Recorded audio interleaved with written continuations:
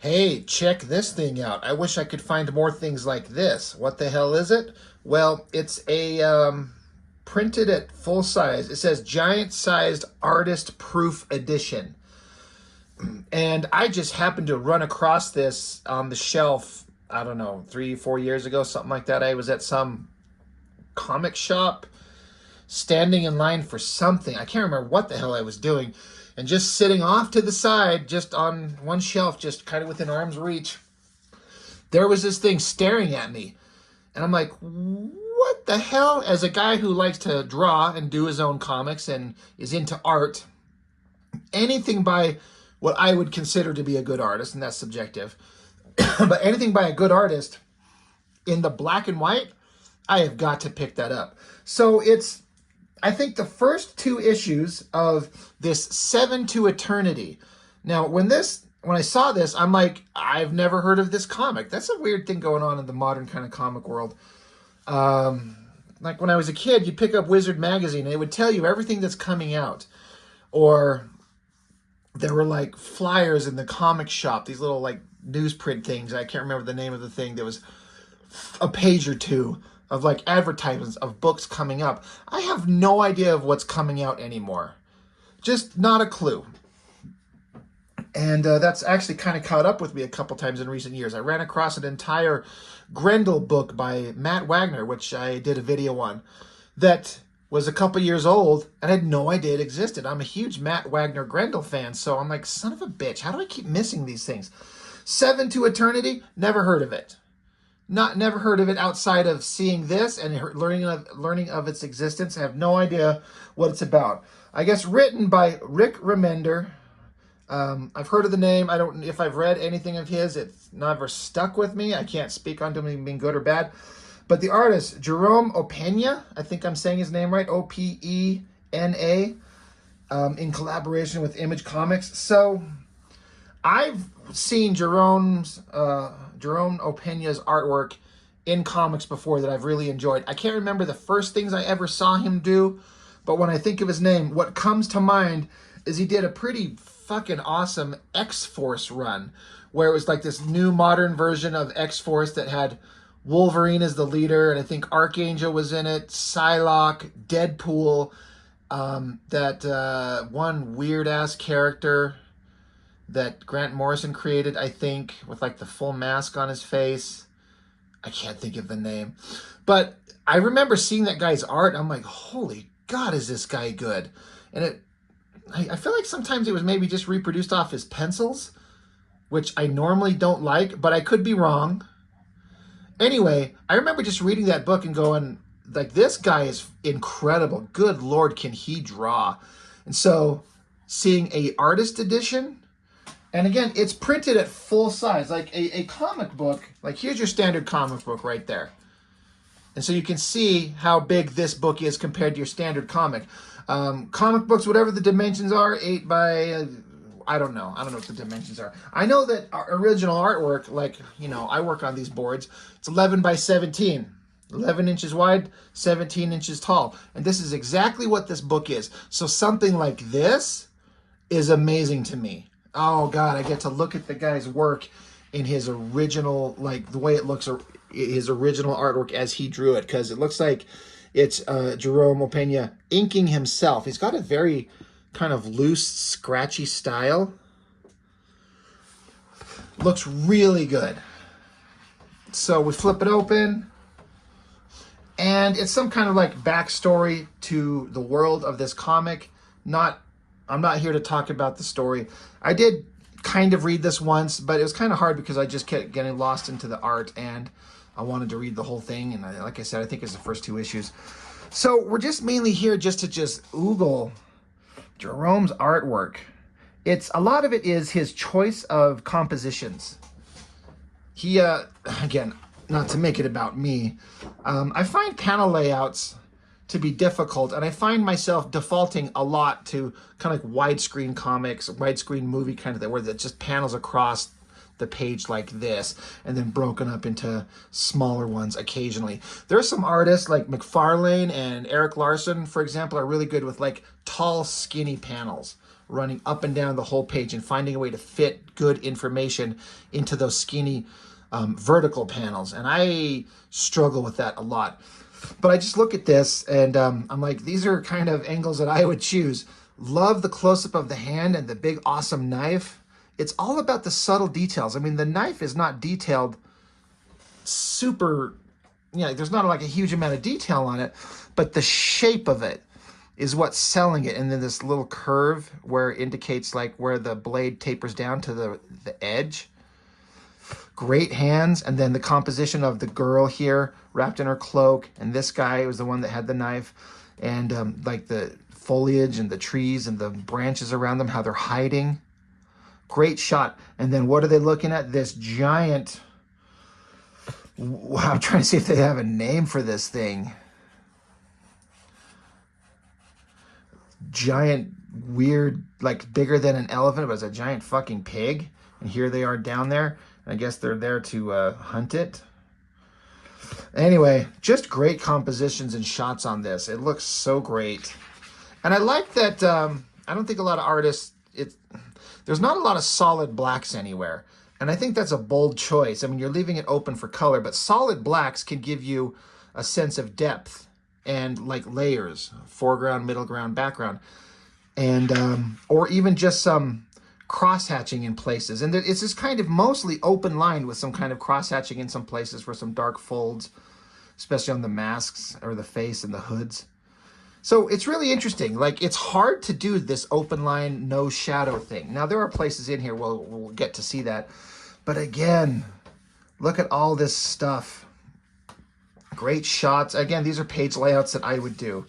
I should stop referring to myself as if I'm anywhere even close to this. But I've done pages with small panel, bigger panel, 3 in the middle, wide one at the bottom. It's just kind of economic storytelling. Like, it doesn't need to have wild, crazy panel layout to be good. I've seen a lot of artists try to do the wild, crazy, ridiculous panels and broken borders and figures breaking the borders and all kinds of weird shit. But I'm like, you can't do that until you understand the fundamentals of everything else first. Like, that's not how it works. So some people kind of fail in that regard. But the hands, the clothing folds, great facial features. Drawing jungle stuff. I mean, it's honestly easier than drawing, in my opinion, like a cityscape where you're drawing like a bunch of 1, 2, or 3 point perspective rectangular shapes and then giving them bricks and garbage and street lamps and lights and cars and planes and clouds in the background, and just cityscapes are so fucking hard.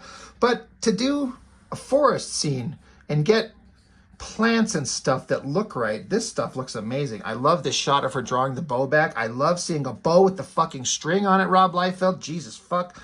And then like this monster face on the tip of the arrow she's gonna shoot. Looks like they nail it. Looks like our hero guy, maybe he's sick. He's got his hand covering his mouth as he's coughing. Great back 3/4 view on that face there. Like, let me bring that up closer. That is a hard angle to do. Like, in some places, I'm like, did he use reference for faces on this? But there's such a variety of angles, and they're all consistent. I've seen artists where they're clearly just doing something from their own mind, and then suddenly there's a panel where, like, oh, they referenced from something for this one. It's very clearly referenced. And then they go back to pulling it from their mind, and it just stands out. And whether it's good or bad is up to you. But every one of these faces on this guy looks consistent. So I just think he knows how to construct human faces. So they're going back to a home village. Look at this shot of these clouds in the sky. So damn good. Here's a guy riding up on some kind of giant beast of burden of some type, some goat-looking horse thing. And then dark shapes. Looks like clouds are rolling. Look at this shot. This lightning bolt striking this home.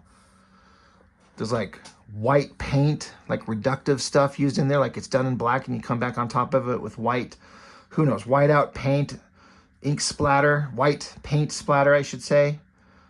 Good running shot. A shot going down the stairs. Draw stairs. Like, you'd think that would be simple, and I guess once you figure out kind of the mathematics of it, of a perspective to get them correct, It's a little trickier than you'd think, but good shot of the stairs and the rocky backgrounds, the textures on this. I think really worked, but I'm just fascinated with this page. That lightning bolt looks so good.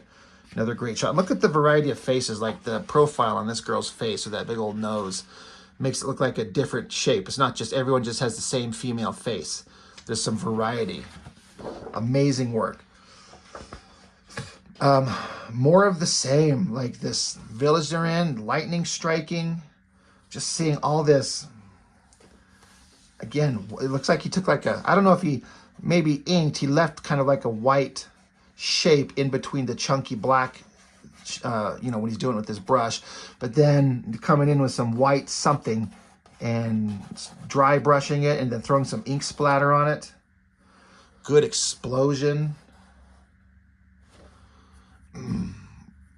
Good shadows on the screamy face. Look at this. I love this shot with the grass and the rubble, the fire behind. God, this is inspiring. Love this side shot. I've been drawing a lot of faces with guys with beards, at least one guy specifically. And so how do you draw a beard? And it's kind of hard to figure out, but that looks really amazing. These eyes, like this eye and shooting energy down and to kind of control this guy. The visual storytelling there, frickin' awesome. Like coming down into his eyes and then energy pouring out to form swords. God damn, this is neat. This Jerome guy, I wonder what he's doing now. And then, holy shit, splash page. Big giant monster guy.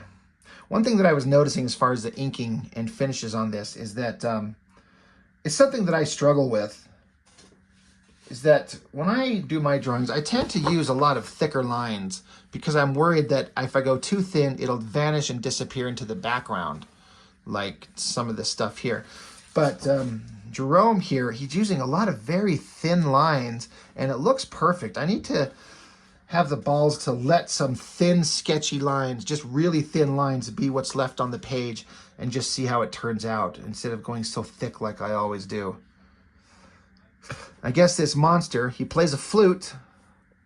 He plays his magical flute, so it's some magical thing. Good hand, good, you know, sword and sorcery weapon there.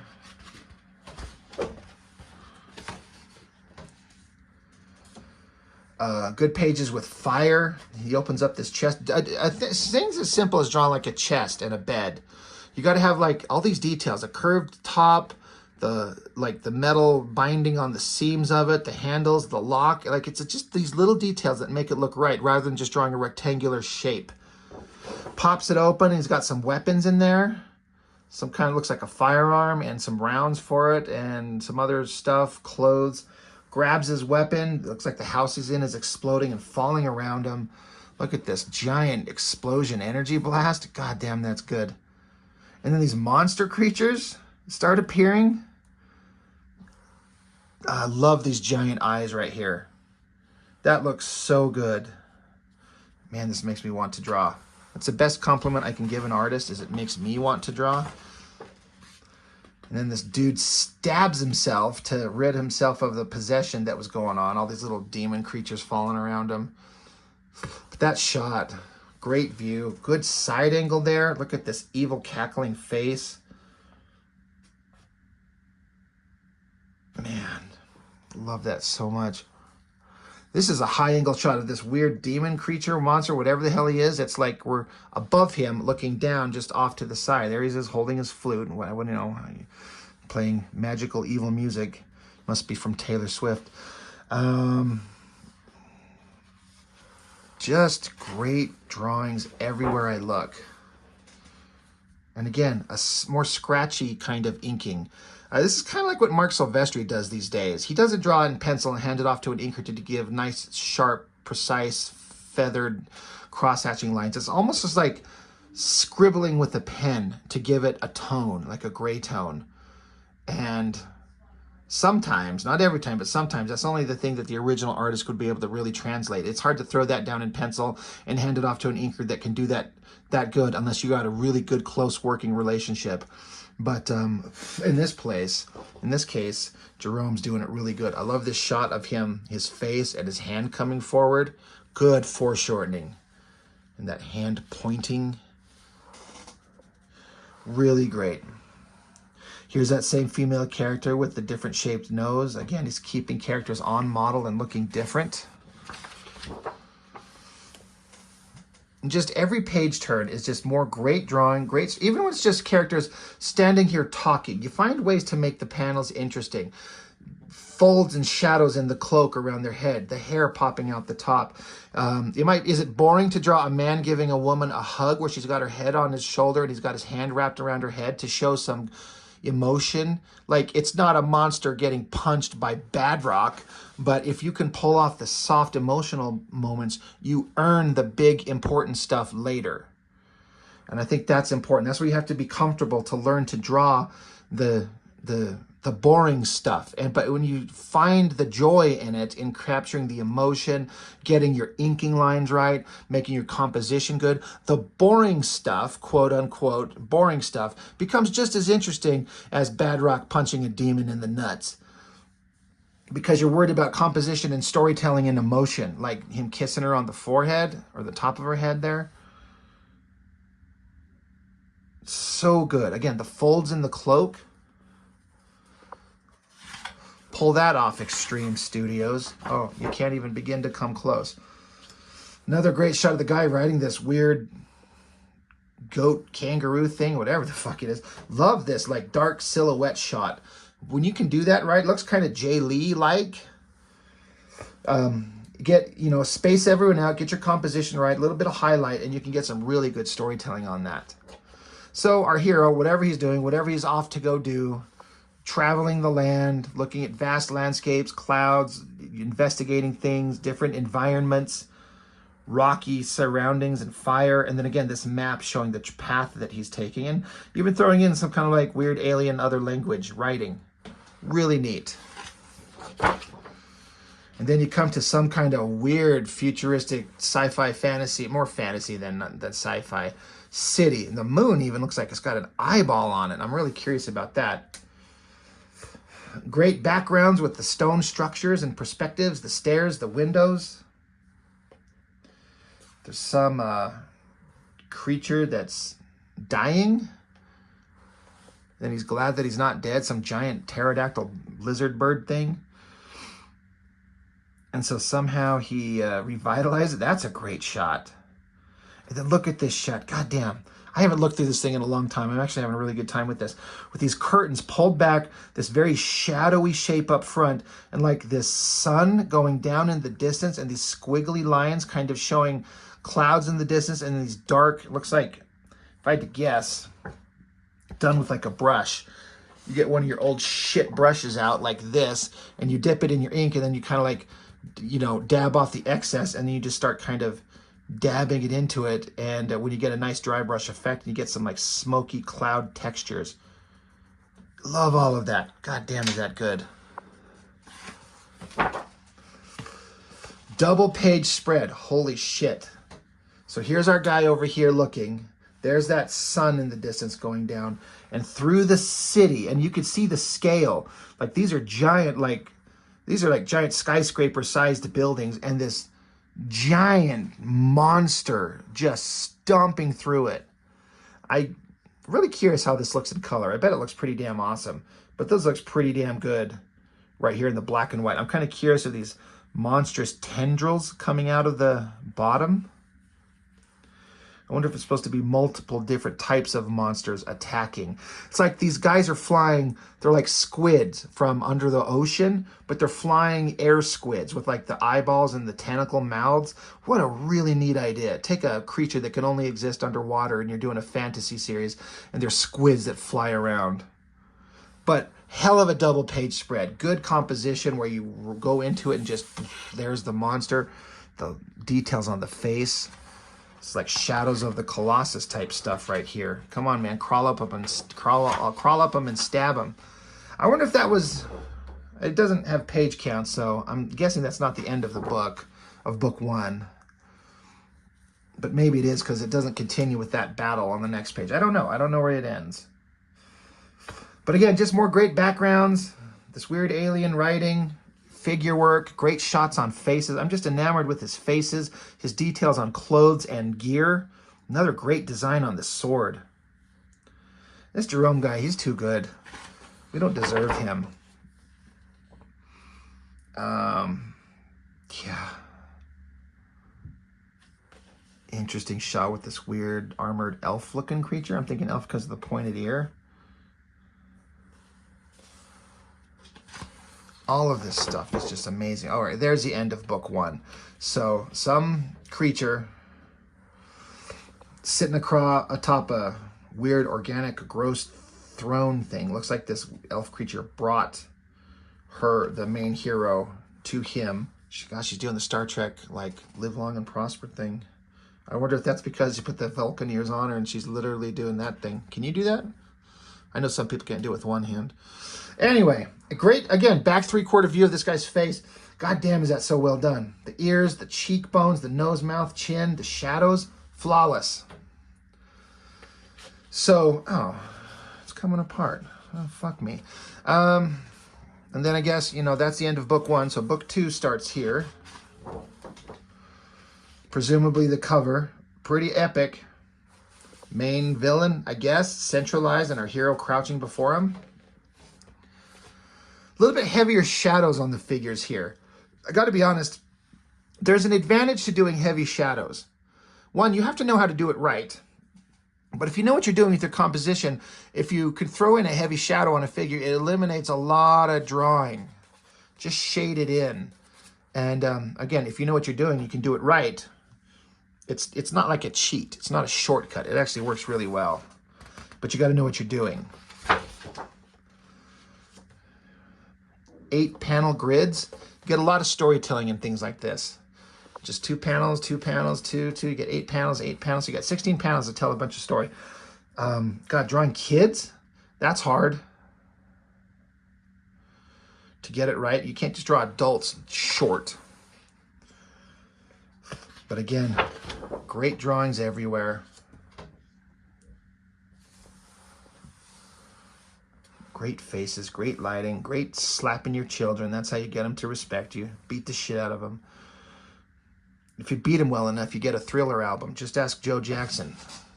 But there is a limit.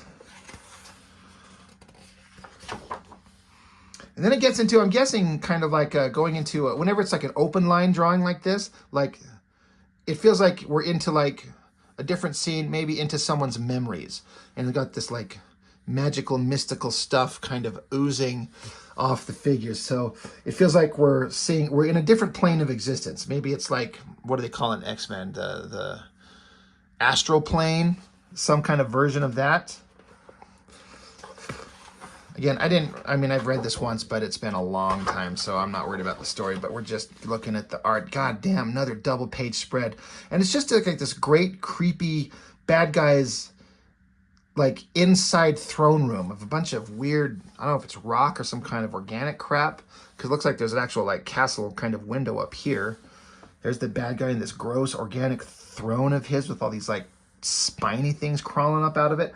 It feels like this guy, the artist, really put a lot of effort into making the world have some believable backgrounds and textures and environments. Really well realized and so well drawn.